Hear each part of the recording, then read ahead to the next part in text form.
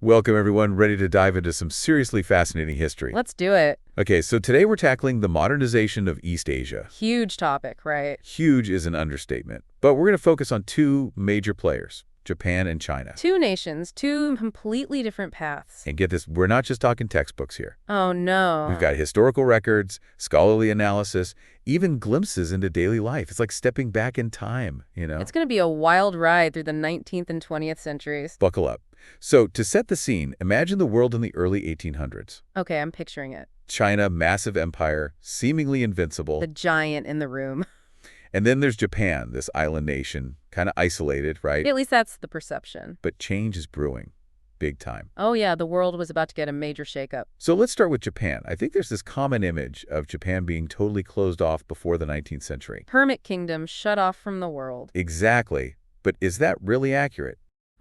Not entirely. It's more nuanced than that. Okay, spill the tea. What's the real story? Well, while they weren't exactly embracing globalization, they weren't totally isolated. So there was some contact with the outside world. Limited, but yes, Dutch traders, for example. Okay, interesting. So more like a semi-closed door. More like a crack in the door. And internally, things were quite lively. What do you mean? Japan had a thriving internal trade network. Towns were growing, commerce was booming, and literacy rates were surprisingly high. Really? I had no idea. And get this, book rentals were becoming a thing. Book rentals? That's pretty cool. Shows a thirst for knowledge, right? Absolutely. People were eager to learn and exchange ideas, but of course the shogunate played a huge role in shaping Japan's relationship with the world. Right, the whole shogunate system. It does seem pretty rigid, doesn't it? Emperor as a figurehead, shoguns calling the shots. You got it. Power was concentrated in the hands of the shoguns, who ruled over domains controlled by daimyo, and the samurai were like the warrior elite. A very hierarchical society must have made change difficult. Maintaining stability was their main focus, but that stability was about to be challenged. Big time. And I think we both know what's coming next. Commodore Perry and his black ships. Talk about a rude awakening. It's 1853. These massive steam-powered warships just show up, demanding that Japan open up to trade. It was a shock to the system. The Japanese realized they couldn't just ignore the outside world anymore. They'd been playing by their own rules for so long. Exactly. And suddenly, they're confronted with this new reality. They knew what had happened to other Asian nations who had been forced to open their doors, and they were determined to avoid the same fate. So it was like a wake-up call, but also a threat: modernize or be colonized. Right. And this fear, this urgency, fueled what became known as the Meiji Restoration. Okay, 1868, power shifts back to the emperor. And then what? Then comes a radical modernization program. They were playing catch-up, and they knew it. I can imagine. So what did this modernization look like? They had this slogan, Fukoku Kyohei. Rich country, strong army. Exactly. They sent delegations to study Western systems, everything from government and education to military and technology. So they were learning from the West, but not blindly copying. Right. They adapted those systems to fit their own cultural context. It was a balancing act. They created a new school system, introduced compulsory military service, even adopted a constitution. Wow, that's a lot of change in a short amount of time. It was a whirlwind of change. But I'm guessing it wasn't all smooth sailing, right? Of course not. Rapid industrialization always comes at a cost. Social and environmental problems. Exactly. Overcrowding in cities, pollution, not to mention the rise of a more aggressive nationalism that eventually led to wars with China and Russia. It's like there's this dark side to modernization. Progress, but at what cost? It's always a trade-off. But what's interesting is how these tensions played out in Japan's cultural sphere as well. Daily life was changing dramatically. Oh, I'd love to hear more about that. What was it like for ordinary people? Imagine Tokyo in the late 19th century. Department stores popping up, new forms of entertainment, Western fashion, and ideas flooding in. It was a clash of old and new. Like a whole new world opening up. Was there a specific place where this was all happening? The Ginza district became the epicenter of this modern lifestyle. Cafes, theaters, boutiques. It was the place to see and be seen. Sounds like a Japanese version of Times Square or something. Exactly. And with this new lifestyle, a new kind of woman emerged, the modern girl, or moga. What were they like? They embraced Western fashion, hairstyles, ideas about independence and self-expression. It was a real cultural shift. Wow, so we're talking a complete transformation of society. Top to bottom, but it also raised a lot of questions for Japanese intellectuals. How do you balance Westernization with preserving your own cultural heritage? It's the age-old dilemma. Exactly. They even had a symposium in 1943 titled Overcoming Modernity, which shows how much they were grappling with this issue. Overcoming modernity. That's a pretty loaded title. Makes you think about whether they ever truly found the answer. That's a question for the ages. But before we go too far down that road, we need to talk about the impact of World War II. Right, because that changes everything. It was a cataclysmic event that forced Japan to confront the consequences of its choices, the darker side of its modernization project. A devastating experience. Absolutely. But what's remarkable is how Japan managed to pick itself up after the war and rebuild. The Japanese miracle, as they call it. Exactly. It's a testament to their resilience and their ability to adapt and learn from their mistakes. So we see Japan going through this intense period of modernization, facing both triumphs and tragedies along the way. It's a truly incredible story. But now I'm curious to see how China's experience compares. Well, hold on tight, because China's path was much more turbulent. It's a story of internal strife, external pressures, and a struggle to define its place in a rapidly changing world. So we just saw Japan going through this rapid transformation, right? Yeah, it was intense. But China, well, China's story is a whole other beast. More of a bumpy road. That's putting it mildly. While Japan was unifying, getting its act together, China was dealing with a whole different set of problems. Okay, give me the rundown. What was going on in China during the 19th century? Imagine this vast empire, the Qing dynasty, trying to hold on to power, but they're struggling. Struggling with what? Everything. Internal rebellions, economic woes, and on top of that, you've got Western powers knocking on the door, wanting a piece of the pie. Not a good combination. No, not at all. And then, to make matters worse, you have the Opium Wars.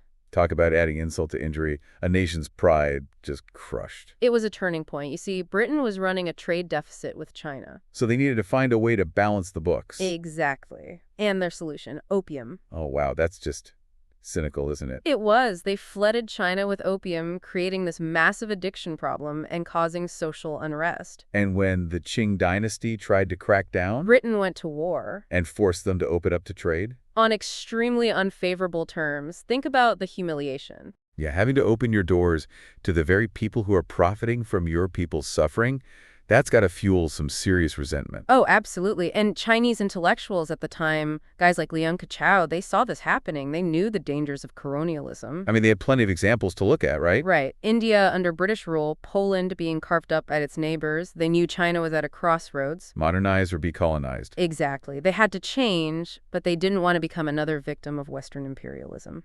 So what were their options? Was there even a good path forward? There were a lot of debates happening. Some, like Kang Youwei, advocated for a more gradual approach, reform the system, sure, but hold on to those Confucian values. So kind of like update the software, but don't throw out the whole computer. A perfect analogy.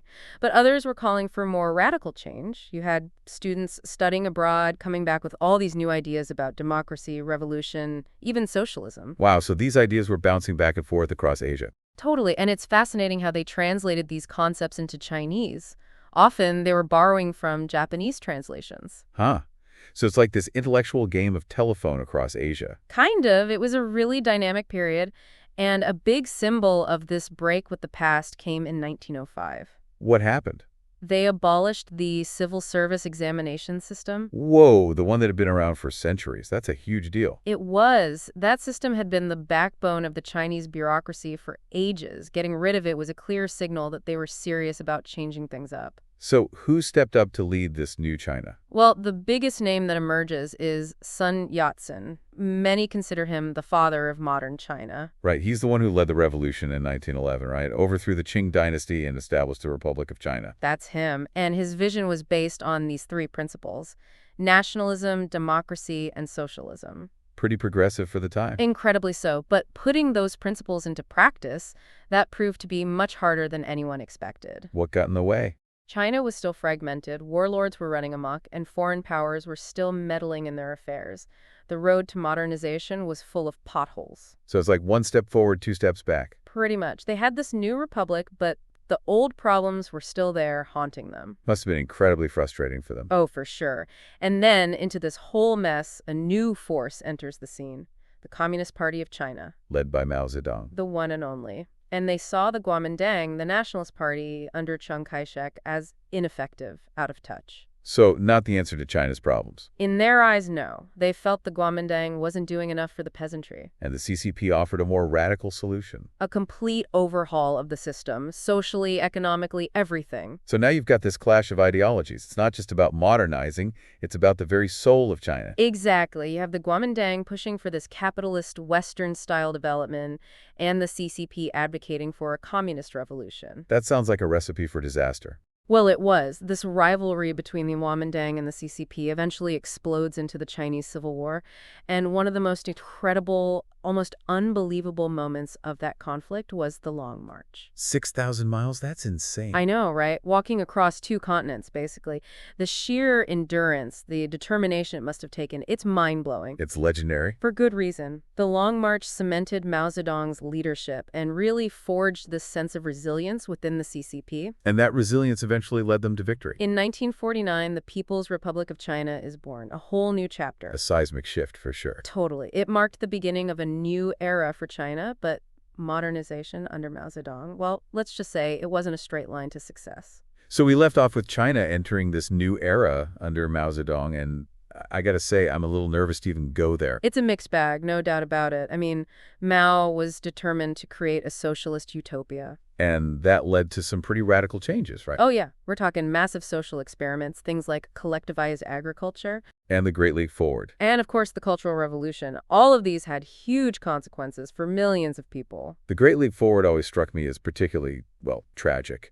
You had these backyard steel furnaces popping up everywhere, and these incredibly ambitious agricultural targets. Mao wanted to catapult China into the ranks of the world's superpowers, and he wanted to do it fast. He believed that by mobilizing the masses, they could overcome any obstacle. Yeah, kind of a people power approach to industrialization, even with limited technology. But it didn't exactly go as planned, did it? No, it was a disaster. Poor planning, poor execution, and ultimately it led to widespread famine and economic chaos. It's a reminder that even with the best intentions, social engineering can go horribly wrong. Absolutely. And then, of course, you have the Cultural Revolution, which is a whole other can of worms. A decade of upheaval and turmoil. It was Mao's attempt to solidify his grip on power, to purge China of anything that snacked of old thinking. And that meant targeting anyone who was seen as a threat. Intellectuals, artists, anyone who didn't toe the party line.